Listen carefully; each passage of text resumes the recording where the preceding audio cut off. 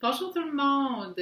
Aujourd'hui, j'ai le goût de partager un petit truc qui m'a été inspiré par une cliente, en fait, suite à une question qu'elle a partagée comme ça sur les réseaux. Et c'est un truc qui est vraiment puissant pour moi. Alors, voici sa question.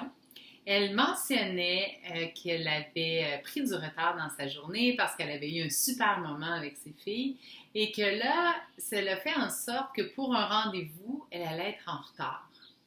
Et elle dit dans son partage, quels sont vos trucs? Premièrement, elle dit ce que ça vous arrive et quels sont vos trucs. Alors, effectivement, ça nous arrive tous d'arriver en retard une fois de temps en temps.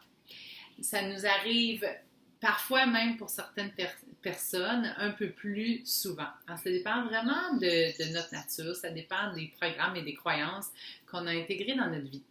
Pour certaines personnes, être en retard, c'est un manque de respect. Pour d'autres, surtout ceux qui vivent dans le Sud ou ceux qui ont intégré ce rythme de vie du Sud, le temps n'est pas vraiment si important que ça.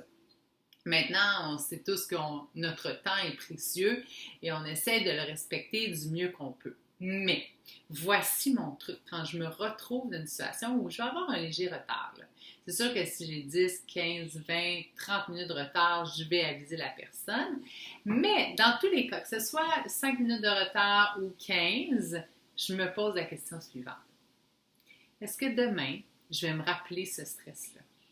Le stress que je suis en retard. Est-ce que ça vaut la peine de m'en faire aujourd'hui, maintenant? Est-ce que demain, je vais m'en vouloir, puis je vais me taper sur la tête, puis je vais me dire « Ah, j'aurais donc bien dû arriver à l'heure. » Et 99,9% des fois, la réponse est non.